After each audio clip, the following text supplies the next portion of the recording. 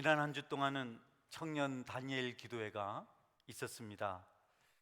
그 중에 목요일 청년 다니엘 기도 시간에 한 청년 사업가가 간증을 했는데 제가 참 많은 은혜를 받았습니다. 창업을 하고 사업체를 운영하다가 29세 때 입대했습니다. 군대에 가니까 전문성이 있어서 부대를 위해서 중요한 시스템을 만들라는 상급자의 명령을 받습니다.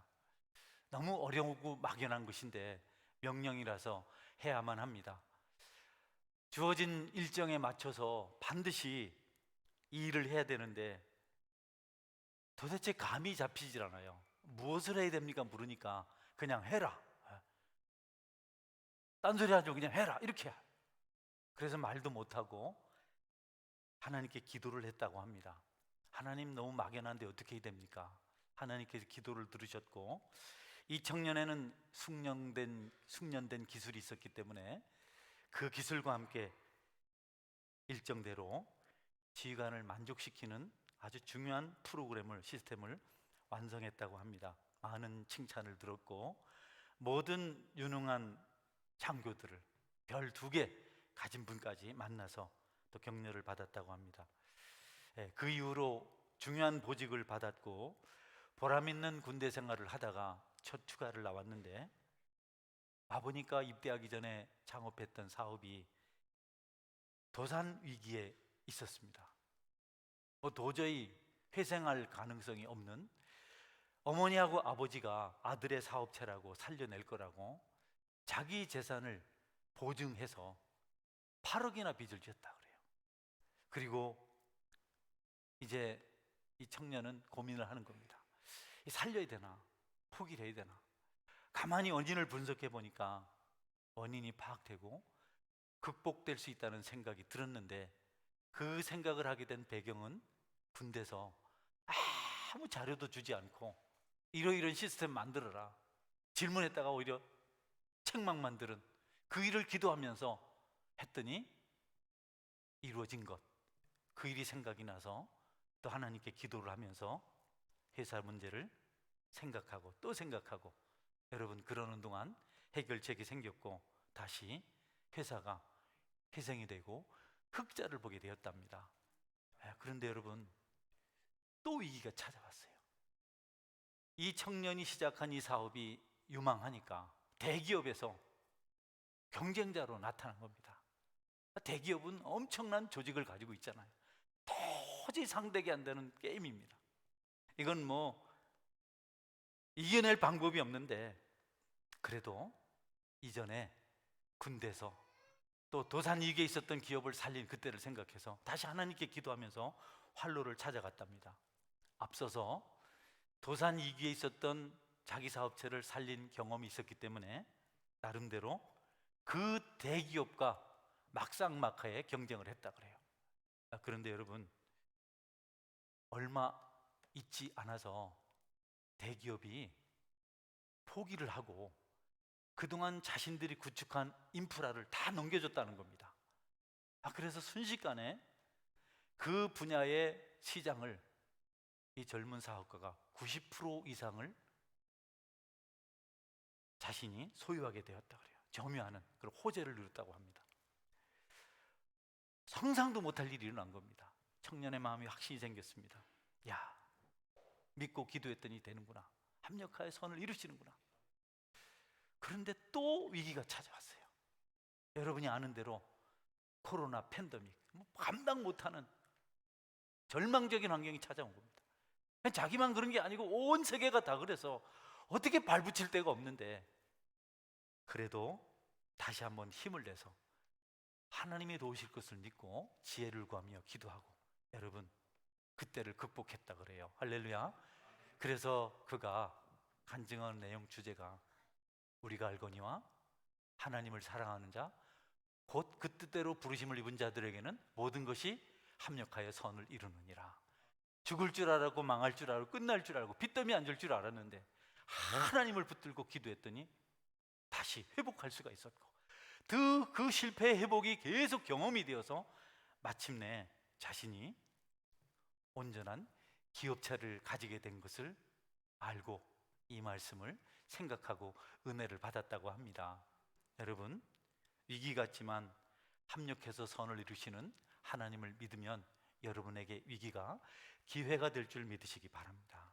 저도 그 간증을 들으면서 어렵고 힘든 시기를 지나는 제 영성이 다시 한번 새로워지는 마중물을 만난 것입니다. 나도 참 은혜를 많이 받았어요.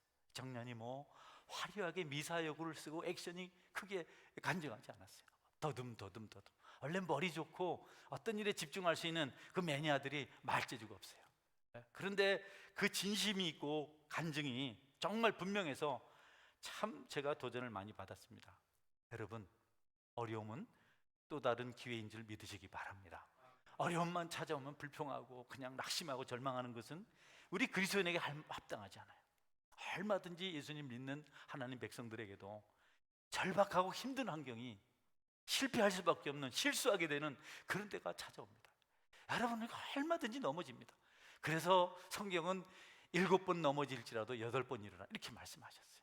너희가 넘어질지라도 아주 자빠지진 않는다.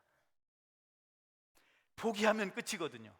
그러나 하나님을 믿고 위기를 기회로 만들게 되면 그것이 스펙이 되고 합력해서 선을 이루시는 하나님을 만나는 축복의 기회가 될 수 있습니다. 여러분, 특별히 위기를 만났던 사람들이 위기를 넘어서서 간증할 때 많은 사람들이 은혜를 받고 힘을 얻습니다.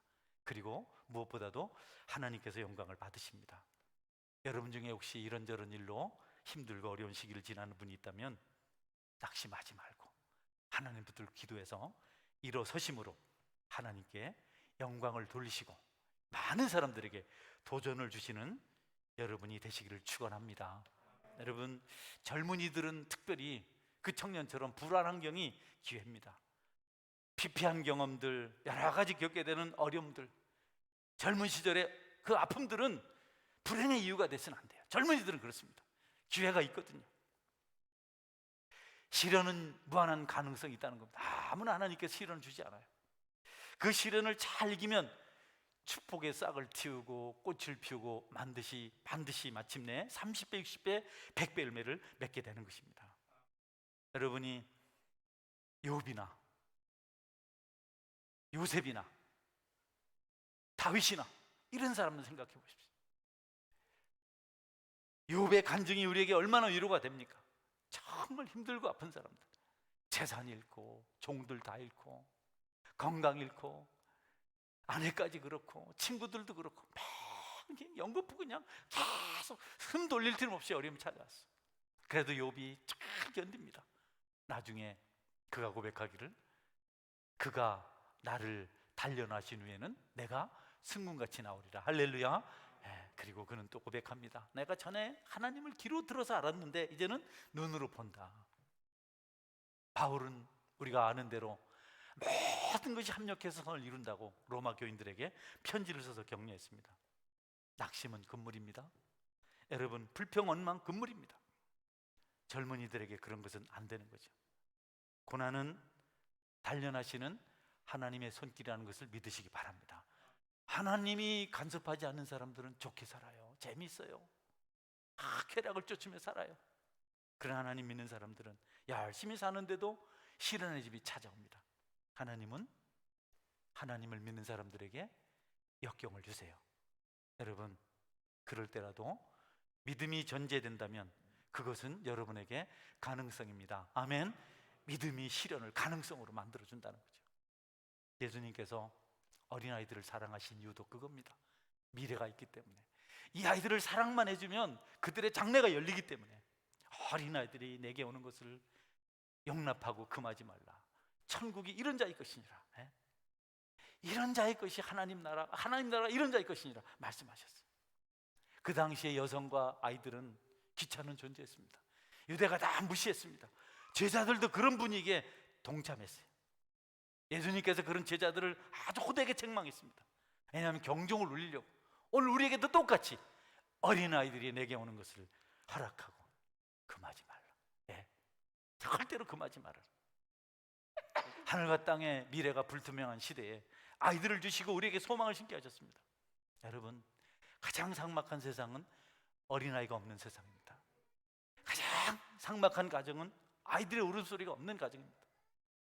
아이들 귀찮아하지 마십시오. 생명력입니다. 저 예준이가 울어대잖아요. 지금 자기 얘기한다고. 그래서 교회는 이런 생명을 살리고 이런 생명을 돌봐야 됩니다. 나이가 들어서 그런지 모르겠는데 아이들이 너무 귀여워요. 내가 표현을 해서 좀 그런데 우리 채민이는 내가 보기 요만합니다. 눈도 있고 코도 있고 인사도 하고 뭐라고 쫑알거리기도 하고 얼마나 귀하고 신비한지. 여러분, 그런 아이를 주님이 사랑하신 줄 알고 여러분 생명을 살리고 세우는 일에 진력하시기를 주의 이름으로 축원합니다. 하나님께서 축복하시는 시대는 아이들이 많았어요. 어려우니 힘드니 해도 아이들이 많으면 축복의 시작입니다. 그러나 잘 산다, 좋다, 넉넉하다, 그런데 아이들이 없으면 서서히 기울어져 가고 있는 겁니다. 일본 순식간에 망하고 있습니다. 우리도 그들을 따라가고 있습니다.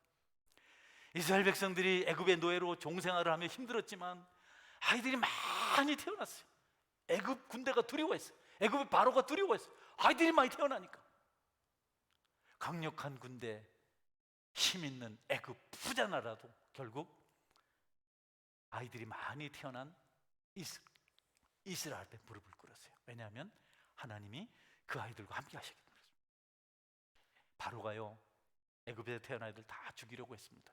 산파들에게 죽이라 그랬어요. 태어날 때 남자이면 목 졸라 죽여라.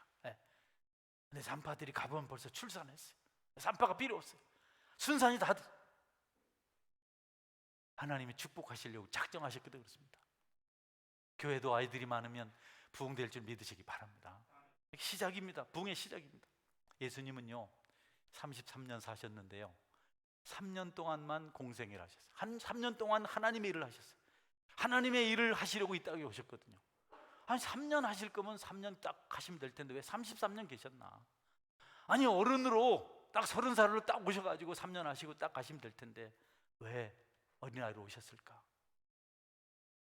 예수님에 대한 기록은요 30년 동안 12살 때 성전에 가서 있었던 그것 하나만 있고 아무것도 없습니다. 그 뭐하러 오셨나 말이죠. 갓난아이로 태어나셔가지고 그 힘든 가정에서 살고 하나님께 주시는 의미심장한 메시지가 있는 줄 믿으시기 바랍니다. 여러분, 아이들이 아무것도 아닌 것 같아도 너무 소중하기 때문에 예수님은 친히 그 삶을 보여주셨습니다. 여러분, 예수님은 나이 많이까지 살진 않으셨어요. 그렇게 하시고 3년 동안 그 일을 하시고 하늘나라로 가셨습니다. 젊음이라는 것, 어리다는 것, 예수님께서 친히 모범으로 보여준 가장 값지고 소중한 시간입니다. 아이들 소중히 여기고 오늘 젊은이들은 자기 인생을 예수님처럼 살겠다고 결심하실 필요가 반드시 있습니다. 아이들은 소망입니다. 기쁨입니다. 그냥 보기만 했어도 빼앗길 수 없는 아이들의 그 순수한 모습, 이런 아이들이 해코지를 당하고 있어요. 상처를 입고 있어요. 세상이 심각한 겁니다. 여러 죄악의 대상이 되고 죄악의 도구가 되고 희생이 돼가고 있습니다. 하나님은 그 아이들을 교회에 맡기시고 교회가 지키라고 하셨어요. 어린아이들이 내게 오는 것을 용납하고 금하지 말라. 하나님 나라가 이런 자의 것이니라. 여러분, 아이들과 청소년들과 청년을 소중히 여기시기를 주의 이름으로 축원합니다.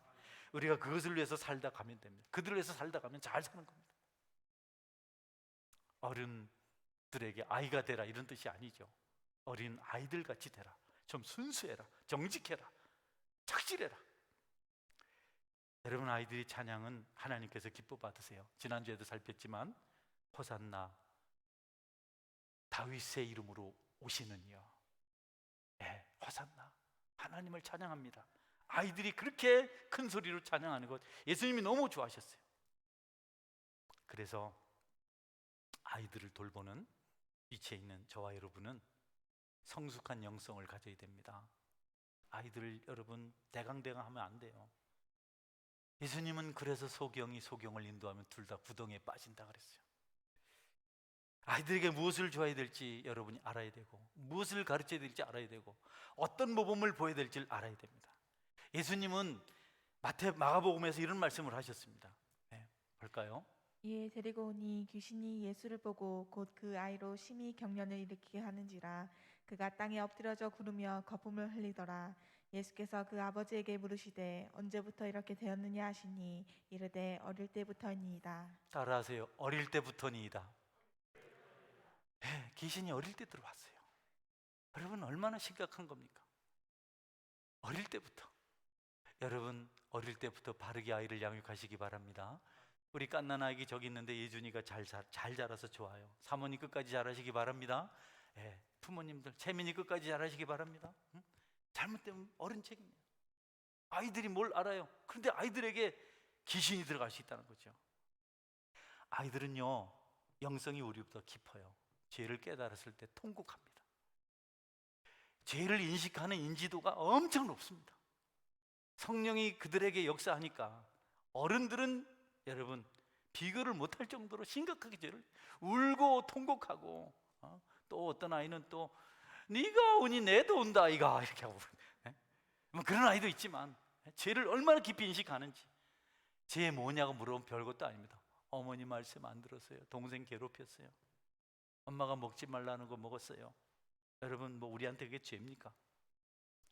아이들의 심령에 성령이 역사하면 깊은 찔림이 있습니다. 여러분 하나님은 그런 아이들을 우리에게 맡기셨어요.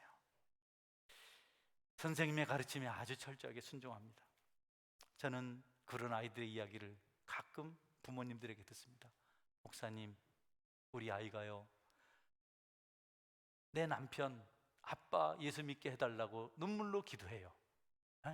4살짜리가 밥 먹을 때마다 우리 아빠 지옥 가지 않게 해주세요.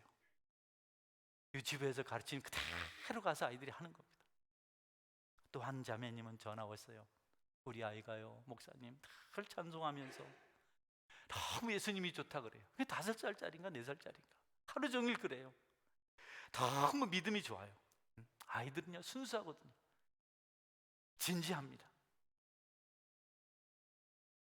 하나님은 그런 것 때문에 너희들이 좀 어린아이 같이 되라 이렇게 말씀하셨어요. 여러분 전도하고 그러면 안 하잖아요. 기도하려면 안 하잖아요. 아이들은 하거든요. 아빠 예수 믿어요. 예수 안 믿으면 지옥 가요. 아빠 같이 교회 가요. 아이들 때문에 교회에 오는 어른들이 많습니다. 성탄절 같은 때 자기 아이 발표하는 거 보러 왔다가 예수 믿은 사람이 있어요. 아이들이 그래 소중한 것을 아시기 때문에 아이들을 영접하고 쫓아내지 말라 이렇게 말씀하셨습니다. 여러분 어린아이를 통해서 믿음 배우시길 바랍니다. 할렐루야. 제발 어른 흉내 자꾸 내지 말고 자꾸 세속적인 거 따라가지 말고 한번 돌이켜서 어린아이를 한번 보세요. 가뭄으로 타들어가는 마을에 비가 오기를 기다리면서 교회가 기도회 모임을 했습니다. 기도회를 가는 그날 아이가 앞에서 걸어가고 뒤에서 어머니가 우산을 들고 따라갑니다. 옆에 가까이 와둔 한 성도가 아니 해가 쨍쨍한 날 무슨 우산이야. 그러게 말이야. 애가 자꾸 비 온다고 우산 가지고 가자 하잖아. 자기 기로 가러 간다고. 여러분 아이들은 그래요. 아이들은 그대로 믿습니다. 예수님이 그것 때문에 어린아이 같이 되라 하셨어요. 그것 때문에 키 작아지라는 게 아닙니다. 젊어지라는 게 아닙니다. 그 믿음 때문에 여러분들에게 아이들과 같은 순전한 믿음 있기를 축원합니다. 아이들은 코로나 겁 안 내요. 어른들이 자꾸 그러니까 그냥 교육이 돼가지고 코로나 하지. 아이들은 예배하면 하나님이 지켜줄 것을 믿고 교회합니다. 아멘. 나중에 아이들은 간증해요. 우리가 그때 코로나 많았는데 그때 모여서 예배 드렸다. 나 그때 코로나 걸렸지만 나는 예수님께 기도했다. 아이들의 신앙은 견고하고 순수합니다. 어른들이 문제입니다. 그래서 아이들 절대 금하지 말라. 아이들에게 배워야 할 신앙의 도리가 참 많습니다. 저도 은혜를 많이 받아요. 찬양을 이제 좀 있으면 마칠 때쯤 찬양하면 저 유치부 초등부 유년부 아이들 마치고 저 3층에 옵니다. 거기서 찬양하는 성도들 봐요. 거기는 김서혜 집사님 아들들도 있고, 자 임문진 집사님 딸 아들도 있고, 정지영 집사님도 있고, 딸 아이 없는 사람은 회개하십시오. 50까지는 하십시오. 그래 본단 말이죠. 걔들이 다 배웠어요. 성탄절 같은 날 가만히 서 있는 놈도 잘한다고 박수 치면서 사진 찍지. 죽어도 지고 엄마 아빠 하니까 오는 거 아니에요. 그래서 제가 찬양하는 분들 기도로 찬양 준비하시기 바랍니다. 할렐루야. 아이들이 찬양을 통해서 은혜를 받는데 여러분이 자꾸 은혜가 없으면 애들이 이제 안 온단 말이죠. 아이들은 영적으로 은혜를 받아요. 이문 집사님 할렐루야. 예훈이가 은혜를 받는다니까. 여러분 아주 중요합니다. 어느 날 저 펜이 없어지면 여러분들도 바꿔야 됩니다. 메시지가 있거든요. 다 데려오잖아요. 꼬맹이들이 와서 찬양 들어왔는데 아직 목사가 설교하니까 이 집 아들이 오늘 4살짜리인가 3살짜리 목사님 오늘 설교가 이렇게 길었어요. 이렇게. 말씀이 이렇게 길었냐고 그랬어요. 여러분 하나님의 배 봉사하는 분들은 하나님이 공급하시는 힘으로 봉사하시기를 축원합니다. 우리는 소리꾼이 아니고 말쟁이가 아니고 우리는 영으로 살아야 되는데 아이들이 그 영을 안다는 거죠. 허다한 장소가 아이들이 가서는 안 될 곳인데 교회는 가도 된다. 하나님은 교회 그 일을 맡겼어요. 여러분 이 세상 공동체 중에 아이들을 데려가도 되는 곳은 교회밖에 없습니다. 학교 말고 학교는 뭐 제도적으로 돼 있으니까 잘 안 보내요. 절간에 안 보냅니다. 뭐 교회가 어떠니 어쩌니 해도 그래도 세상은 아직까지 교회를 자기 아들을 맡겨도 되는 것으로 알고 있어요. 왜냐하면 하나님께서 허락하셨기 때문에. 여러분의 자녀가 이웃의 아이들이 자꾸 교회에 와야 됩니다. 교회가 그들의 필요를 채워주지 못하면 세상으로 가요. 잘 들으세요. 아이들은 뭔가 세상과 다른 것을 느끼고 성령의 인도를 받아서 교회에 왔습니다. 근데 그 아이들을 돌봐야 될 우리가 성령 충만하지 않으면 아이들이 세상으로 가요. 바로 오락실로 갑니다. 바로 게임장으로 갑니다. 바로 뭐 허접한 데 갑니다. 집에서 다시 안 나와요. 텔레비 보고 있어요. 그러나 우리가 그들의 영혼을 만족시키는 영성을 가지고 돌보면 그들이 계속해서 교회에 와서 하나님 나라 일꾼이 될 줄 믿으시기 바랍니다. 그래서 우리가 돌보는 우리로서 기도해야 됩니다. 우리 때문도 해야 되지만 무엇보다도 그렇게 찾아오는 아이들, 꼭 나이가 어린 아이들뿐 아니라 어른 중에도 뭔가 기대를 가지고 가난한 심령으로 교회 오시는 분들이 있는데 그때 우리가 그들의 영혼을 향해서 보여주고 들려줄 것이 있어야 되겠다. 그래서 기도가 필요합니다. 말씀이 필요합니다. 우리는 세상적인 것에 집착해서는 안 됩니다. 교회에서 교사로 혹은 찬양 봉사자로 여러 영역에서 봉사하시는 분들, 여러분 무엇으로 일을 하시려고 합니까? 기도하시고 영으로 봉사하시기를 주의 이름으로 축원합니다. 한 주 동안 내내 세상을 허우적거려 다니고 토요일까지 술을 마셔버리고 토하면서 먹고 주일날 봉사하는 사람을 본 적 있어요.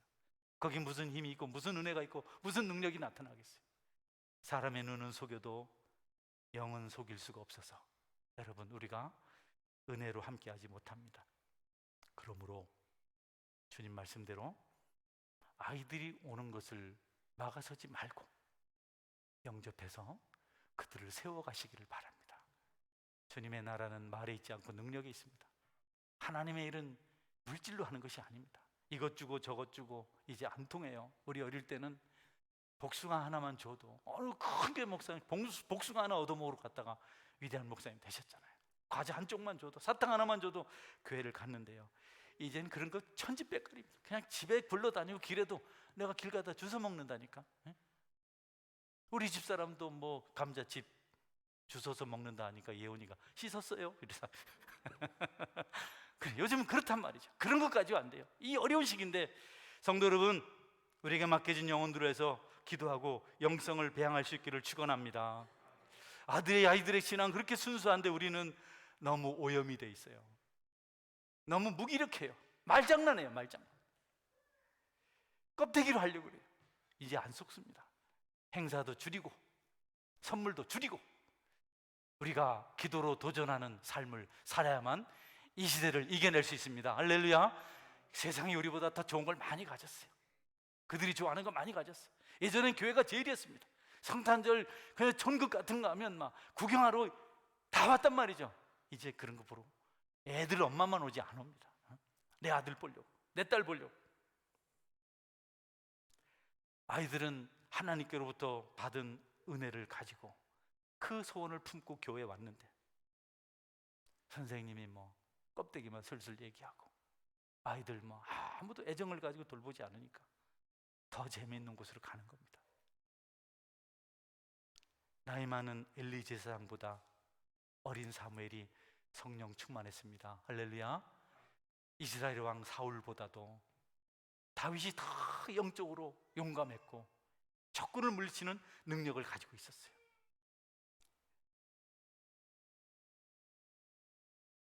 이스라엘인 15세면 탈무드를 가르치는데요, 탈무드 의미 없습니다. 소설 우리에게 힘 없습니다. 여러분은 성경이 있으면 됩니다. 할렐루야. 괜히 주변 지식 이것저것 모아가지고 지식 자랑하고 폼 잡지 말고 아브라함 이야기, 노아 이야기, 모세 이야기, 요셉 이야기 들려주고 또 들려주고 듣고 또 듣기를 주의 이름으로 축원합니다. 허접한 것들 여러분, 그거 싸구려입니다. 싸구려, 눈속임입니다. 사기치는 겁니다. 잠깐 우리를 속이는 것, 거기에 빠지지 말고 하나님 말씀과 감동으로 우리가 새로워질 필요가 반드시 있다. 아이들의 용기, 아이들의 신앙을 과소평가하지 마십시오. 애들이 뭐하냐? 애기들 저쪽에 호남에 있는 어느 목사님 그러더라고요. 막 주일학교가 막 부흥되니까 그냥 부장유생 좋아하는데 어느 교회는 목사님이 콜릭에 애기들 그거 1,000원씩 받아가지고 언제 교육관 짓고 오냐고. 그런 문제가 아니고요, 아이들에게 영성이 큰데요, 순교자들이 순교 현장으로 가는데 아이들도 같이 가요. 예수님 믿는다고 끝까지 그렇게 했어요. 어른들 때문에 그런 줄 알고 회유를 해도 아니었어요. 어른들이 하나둘 잡혀갑니다. 아이들 돌아서게 만들려고 목사님 가시고 훌륭한 지도자 가시고 세상에 저명한 인사가 끌려가고 성도들은 마음 아파 기도합니다. 목사님이 잘 감당하게 하여 주옵소서. 우리 장로님이 잘 감당하게 해 주옵소서. 이렇게 기도합니다. 아이들이 끌려갈 때는 아무 말이 필요 없었습니다. 통곡했습니다. 하나님, 이 아이를 살려주세요. 이 아이를 불쌍히 여기세요. 아이들을 통해서 받는 은혜가 어른들을 통해서 받는 은혜가 훨씬 크다는 것을 순교 현장에서 볼 수 있었다고 한 역사가가 기록을 합니다. 아이들이 끌려갈 때는 아무도 말하지 않아 울면서 그저 울면서 몇 배의 통곡으로 그렇게 하나님께 기도한다는 거죠. 아이들이 여러분 빈약합니까? 아이들이 쓸모가 없습니까? 애들은 가야 됩니까? 아니라는 거죠. 순교받는 당하는 순교 현장에 한 어린 소년이 갑니다. 주변에 있던 어른들이 말립니다. 네가 어찌해서 거기를 가려고 하느냐? 아이가 대답합니다. 예, 나는 직접 가서 순교 현장을 보고 싶습니다.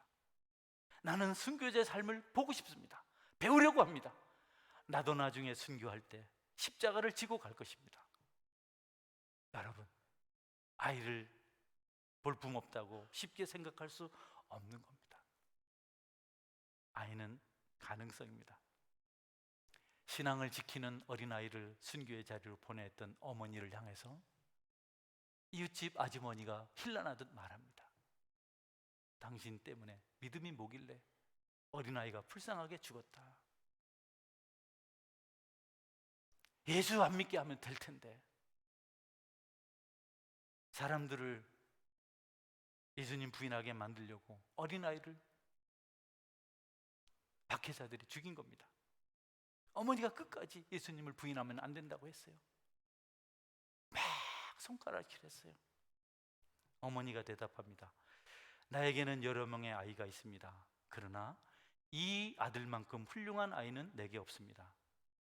비록 그 아이는 화형에 처해 죽음을 당하였으나 그것은 우리 주님 예수 그리스도를 위한 것이었습니다. 나는 후회하지 않습니다. 여러분, 그렇습니다. 한 사람이 주님을 위해서 살다가 간다면 그것은 가장 값진 인생을 산 것입니다. 그 아이가 화형을 당하는 동안도 같은 장소에 있는 친구를 향해서 격려하고 찬양하며 여러분 불타 죽었다는 기록이 있습니다. 어린아이들을 여러분 가볍게 여기지 마십시오. 그 아이들을 여러분의 보배로 여기고 잘 돌보십시오. 어머니 아버지들 아이들을 신앙으로 양육하십시오. 어릴 때 귀신이 들어가면 끝입니다. 어릴 때 잘못되면 방법이 없습니다. 돌이켜지질 않아요.